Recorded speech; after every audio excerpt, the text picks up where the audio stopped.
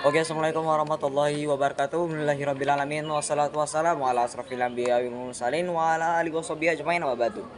Yang terhormat kepada Bian Ibnu Mida selaku pengasuh dari Istana Pendidikan Pesantren Superkem melalui Iban Fida. Yang terhormat kepada Mr. Afifah selaku Kepala Madrasah Sanawi Al-Quran Lari Iban Fida, dan tak kecuali kepada orang tua dan keluarga saya, semoga saya selalu.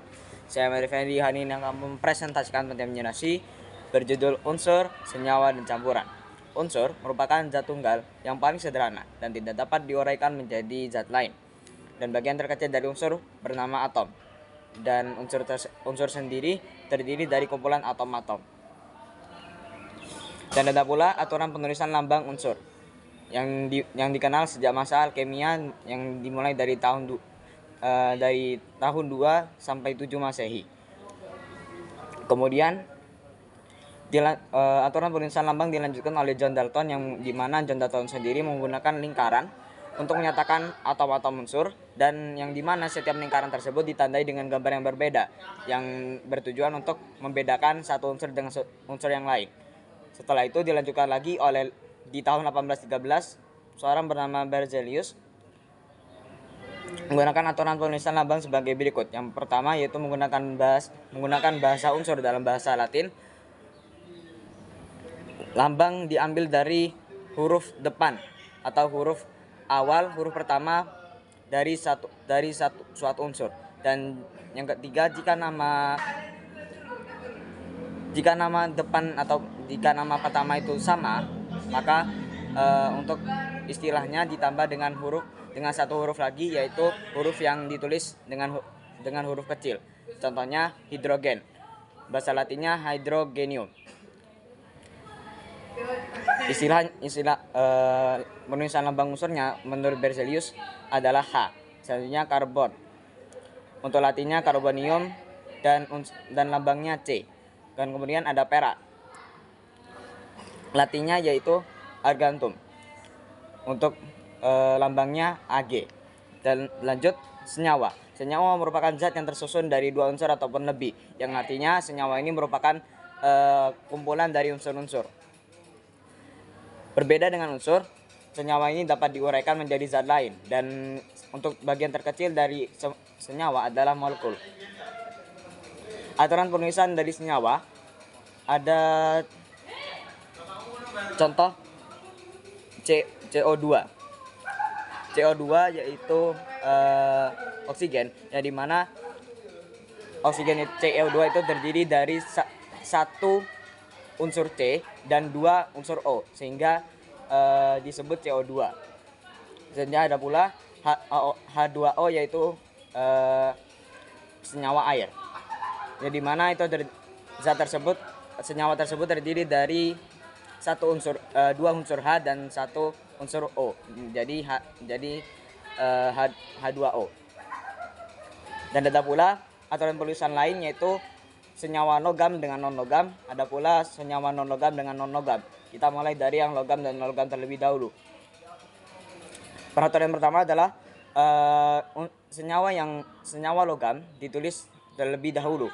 Setelah itu dilanjut dengan penulisan senyawa non-logam dengan tambahan di belakangnya, yaitu ida. Contoh MgCl2, yaitu magnesium. Mg adalah magnesium yang bersifat logam, sedangkan Cl yaitu klorida Cl ataupun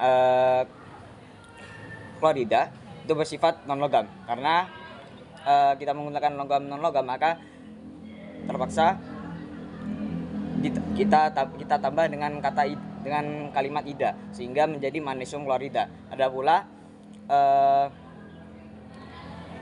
NaCl. Na adalah natrium, sedangkan Cl adalah klorisium. Sama seperti tadi, natrium merupakan senyawa logam, sedangkan Cl adalah unsur senyawa non logam. Sehingga jika kita ingin menulis istilah senyawa, maka menggunakan logam dan non-logam, maka menjadi natrium klorida. Ada pula aturan penulisan senyawa non-logam dengan non-logam.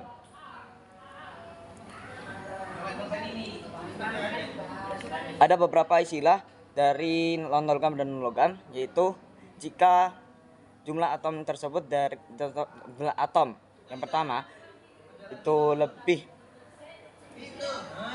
sedikit daripada unsur sel nyawa non-logam yang kedua, maka ditambah belakangnya ida. Namun ada pula penulisan lain bahwa dapat kita simpulkan dari jumlah atom dari setiap senyawa itu. Contoh CO2. CO2 itu adalah karbon dioksida. Nah, karena 2 dalam bahasa Latin dari non-logam itu adalah di, maka menjadi karbon dioksida. Ada pula N2O4 yaitu nitrogen dengan oksigen. Nah, karena N setelah N itu ada 2, yang dimana 2 itu merupakan jumlah dari nitrogen, sedangkan setelah O ada huruf 4 yang merupakan angka 4 yang merupakan jumlah dari oksigen tersebut. Maka karena di bahasa Latin non-logam dan non-logam 2 disebut di dan 4 disebut tetra, maka menjadi nitrogen tetraoksida. Dan yang terakhir ada campuran, yaitu gabungan dari 2 zat ataupun lebih. Terdiri dari 2 jenis. Yang pertama ada homogen, yang dimana zat-zat penyusun dari campuran homogen tersebut larut dan tidak dapat diamati secara langsung setelah mengalami beberapa tahap. Contohnya sirup dan campuran olarit. Nah, sirup itu merupakan campuran dari gula, air, dan zat pewarna, bahkan zat penyedap.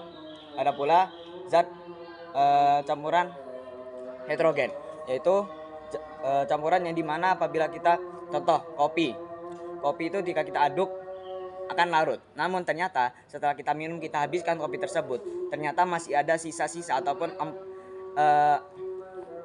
sisa-sisa atau ampas dari kopi. Nah, itu kopi tersebut termasuk dari campuran heterogen.